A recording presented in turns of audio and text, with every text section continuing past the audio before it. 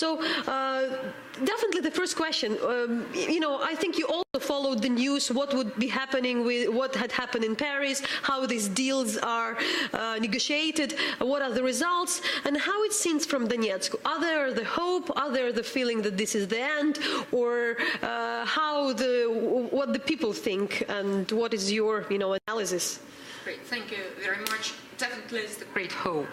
And that hope became much bigger after the Paris meeting, because the first small hope was born after the first critical ceasefire, which was managed by both sides more than 3 weeks. People are coming back. So basically what we are talking now, the 3.5 million who are living in that territory, plus 750 those who are living between Donetsk and other Ukrainian cities. Now we approximately calculating that 40% out of the total sum those who left the region from the very beginning of the conflict, they're coming back. So definitely people are trying to prepare themselves for winter, to try to fix their houses, especially those districts of Donetsk and the small mining settlements who suffered mostly after the shelling. But what's the mood on the ground? Because if people are coming back, they're hopeful, but at the same time there isn't much work for people, the ATMs aren't working, so how are they viewing that? You're absolutely right, there is no much work, but there is the huge amount of work with their own properties. First of all, let me be absolutely clear, the majority of the people of Donbas, they get not used to live on the humanitarian aid. They need and want to work, and they need this work, and they want to work. So that's I foreseen as the major problem in the future. But at the same time, now the priority list is to fix at least one room within your flat or house, which would be reasonably good for winter. Second, food. Third, the basic electricity, water, and the medical stuff. But Marina, the whole discussion here is about this forthcoming election and how it would work, because especially in the West, there is so much concentration on that, how it would work. Is it possible? Are the election coming? There was a news about the election on the 18th of October, I mean the elections by the separatists. I don't know about what are the plans of the rebel groups which occupied the power in Donbas, but I do know a lot about the priorities of the ordinary people and civilians people in Donbas, and that's not the election, definitely. Because people, for instance, they are looking at the billboard and they don't know who is that person, because the priority is where to buy the cheaper bread, food and drugs. The priority list is absolutely different. So I don't know anything about the election and participation and desire to participate. But I think that election, in any case, if they will be within the matrix or framework of the Minsk or Paris Agreement, it is much better than having heavy shelling during the 1 and 6 months. Well, I'm just trying to, people on the outside, they're trying to understand what's changing, because they have this image of Donbas and they see fighting and they see all of that, and the issue is the whole time all of this has been going on, things have been changing. So have the conversations people have been having on the street or with their friends changed, from a month or 2 ago, or are they the same? What's that like? I think that conversation basically are changing towards to reconciliation, towards to the future, towards to those things which normally, even 6 months ago, we would not be brave enough to pronounce. Because those are luxuries. Yeah. I mean, if you're trying to survive, you don't talk about the future in the same way. But what I will tell you, this winter, because I was very afraid of the second winter, and I'm telling even now that this winter, for those who are staying in Donbas, will be with the ethos achieved through endeavor.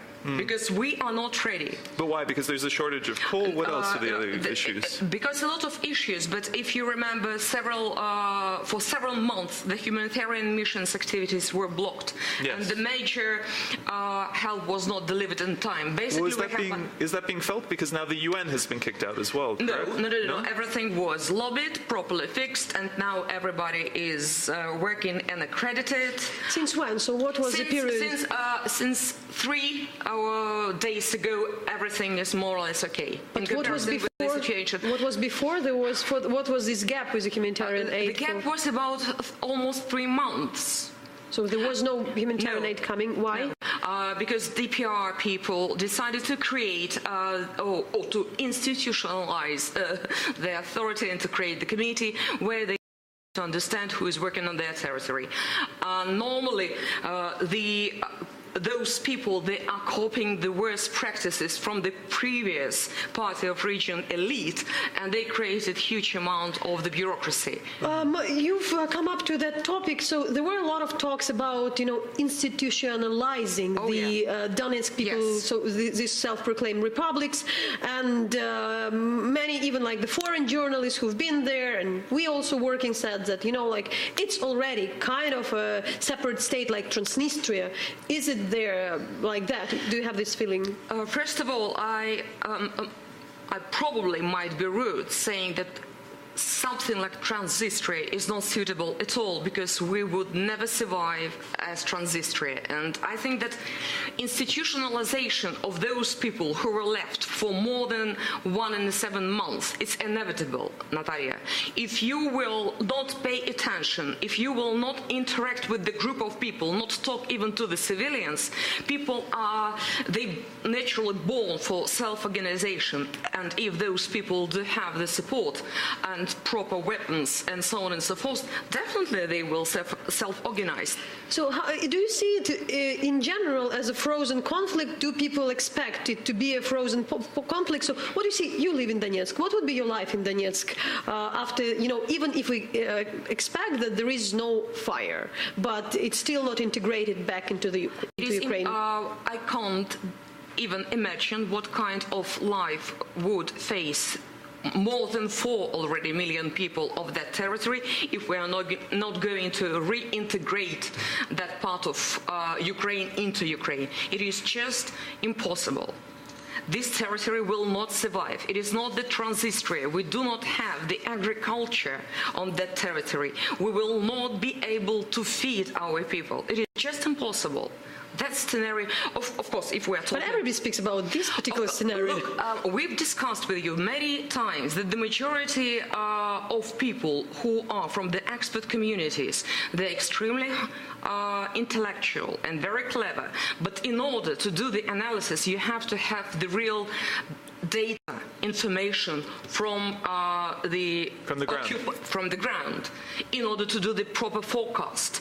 How on earth, tell me, we could be Transnistria if all agricultural lands are on our Ukrainian side, and the small piece of the land where we can, let's say, I don't know, to grow anything, there with mines.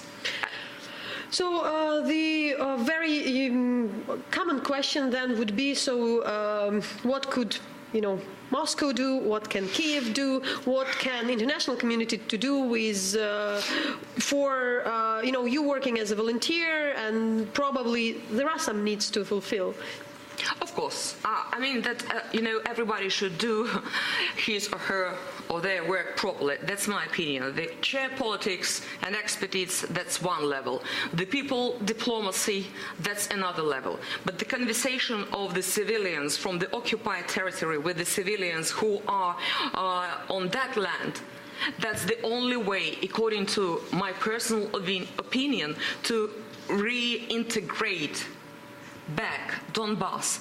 And the role of media is critical now, because I think that media is responsible a lot for, now at this stage especially, how to manage the hate speakers, how to launch the new trend of reconciliation, some peacemaking process, some best practices. Because the previous speakers were telling about the different format of agreement, but during the last 20 years, there were 36 conflicts, almost the same sort of conflict we have in Donbas, and 34 of them finished with the peace agreement. So maybe we were not working hard enough. I do believe that now we have the opportunity window and we have to use it. We can't just say, okay, goodbye Crimea, goodbye Donbas, and goodbye all 4 million people of Donbas. We just cannot afford ourselves to do that. Okay, thanks a lot, Marina. So that was a point of view from Donetsk, which is under the separatist control.